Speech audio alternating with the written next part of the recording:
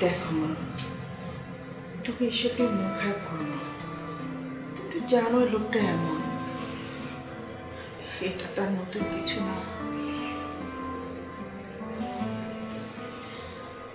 ও তো আর মানুষ নাই, অমানুষ হয়ে গেছে। ওর কথা কইলে হইব? না দাদি, আমি আর এই বাড়িতে আসবো না। এমনিতে যা হারাবার তা তো হারিয়েছি, বাকি যা অবশিষ্ট আছে ওটা নিয়ে বেঁচে থাকবো। আসলে আমার উচিত হয়নি তোমাদের এভাবে কথা বলতে দেয়া। উচিত ছিল তোমাদের মাঝখানে থাকা। লোকটার সাথে এত বছর সংসার করলাম, চিনতে পারলাম না। তবে তোমাকে আমি বলবো, তুমি কেন আসবে না?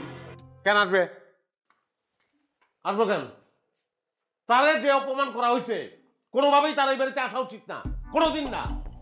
এর থেকে 2-4টা জুতা দিয়েও যদি বাড়ি দিত কোনো প্রবলেম ছিল না। জুতার বাড়ির থেকে বেশি অপমান করছে, কোনোদিন সে বাড়িতে আসবে না। কোটি মানুষের আস্থার ভালোবাসায় 11 বারের মতো দেশের 1 নম্বর রেফ্রিজারেটর ব্র্যান্ড ওয়ালটন।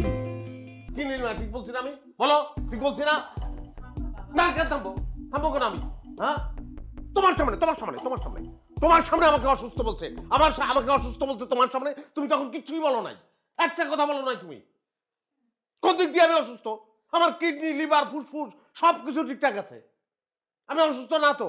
পেট ক্লিয়ার হয়েছে, সকালবেলা পেট ক্লিয়ার হয়েছে। হ্যাঁ, একদম ক্লিয়ার। একটা ইয়াং জলজন্ত মানুষ তারা অসুস্থ বলে, কোনো প্রতিবাদী তুমি করো নাই আম্মা। তুই শান্ত হ ভাই, তুই শান্ত হ। অপশন নাই, শান্ত হওয়ার কোনো অপশন নাই, কোনো অপশন নাই।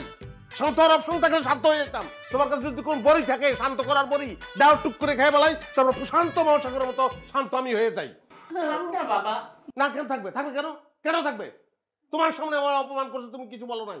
আমি অসুস্থ, আমার কলজা, গুদ্দা, ফ্যাপসা, কিডনি মিডনি যা আছে সব সুস্থ। আমি ইচ্ছা মতো লাফাইতে পারি, আমার প্রচুর এনার্জি। আমার অসুস্থ কয়? আমার কেন অসুস্থ বলবে কেন? হ্যাঁ, অসুস্থ বাড়িতে দুজন, এক বুড়ি আর এক আমি। গ্যাসের প্রবলেম, পেট ফুলে ডোল, মাথার থেকে উকুনে টুচ করে মারা যাবে যেখানে সেখানে গ্যাস বিতরণ করেছে। তারে অসুস্থ বলে না, অসুস্থ আমারে বলে। আমার কেন অসুস্থ বলবে? কি করছি আমি কি ইকবাল ভাইকে কামড় দিচ্ছি ইকবাল ভাই? হ্যাঁ, ইকবাল ভাই একটা মানুষ, তেলা পোকা একটা পাখি। হ্যাঁ, একটা বাইরের লোক আমার অপমান করলো, তোমাদের সামনে তোমরা কেউ কিছু বললা না। ভদ্রলোকের ছেলেকে ইকবাল ভাইরে আজকে আমি কিছু বলি নাই। তোমার ইচ্ছা করে যে জব্বা করে দেই। এসব তুই কি বলিস? ওই লোকটার রক্তই তোর শরীরে।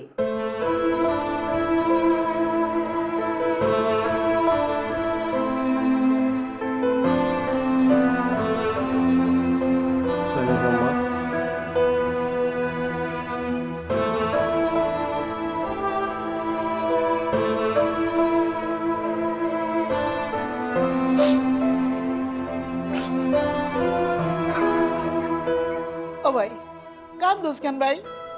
তুই কান্দুস কেন ভাই?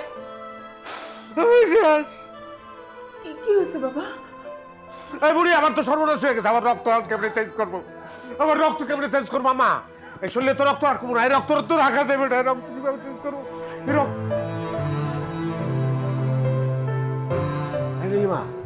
নীলিমা শোনো, এই বুড়ি, যোগ পাওয়া যাবে কোন জায়গায়? সারা শরীরে যোগ লাগাই দিলে তো রক্ত টেনে নিয়ে যাবো, তাই না? হ্যাঁ, না নীলিমা, তুমি তো ডাক্তার। এই শোনো নীলিমা, তুমি ডাক্তার, তুমি রক্ত চেঞ্জ করে দিবা। হ্যাঁ, তুমি রক্ত চেঞ্জ, যেমন পড়া রক্ত চেঞ্জ করে দিবা। আমি কিছু জানি না, আমি কিছু বুঝতে চাই না। আমার সব রক্ত তুমি চেঞ্জ করে দিবা। হ্যাঁ, ব্যবস্থা যা করার, টাকা পয়সা যা লাগবে সব ইকবাল ভাই দিব, কোনো ব্যাপার না। কেন টাকা ও দিব কেন? কারণ সে আমার ভাই, তোমার ভাই না। তোমার হচ্ছে ছেলে। ও, এখন ছেলের পক্ষ নিচ্ছ না? ছেলের পক্ষ নিতেছ এখন? একটা ষড়যন্ত্রকারী, একটা দুর্নীতিবাজ, একটা রক্ত চোরা কারবারি, একটা হাসতাছো করো। এই নীলিমা, হাসতাছো করো, হাসির কথা? হ্যাঁ, আমি মামলা করবো। আমি এমনি ছাড়বো না তো, আমি মামলা করবো। তারা এমনি ছেড়ে দেবো আমি? তুমি কি মনে করছো? হ্যাঁ, আমার শরীরে কেন রক্ত ঢুকাইছে?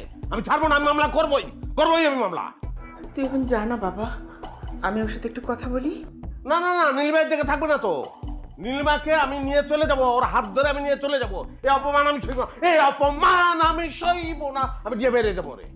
নীলিমা যাইবো না, ওর লগে আমার কাম আছে, তুই যা। কি বলো? এই যাবো না তুমি নীলিমা? কোটি মানুষের আস্থার ভালোবাসায় 11 বারের মতো দেশের 1 নম্বর রেফ্রিজারেটর ব্র্যান্ড ওয়ালটন।